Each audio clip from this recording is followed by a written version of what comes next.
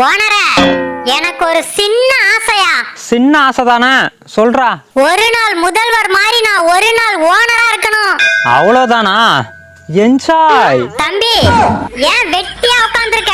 போய் வேலைய பாருடா. என்னடா மரியாதைலாம் குறையுது?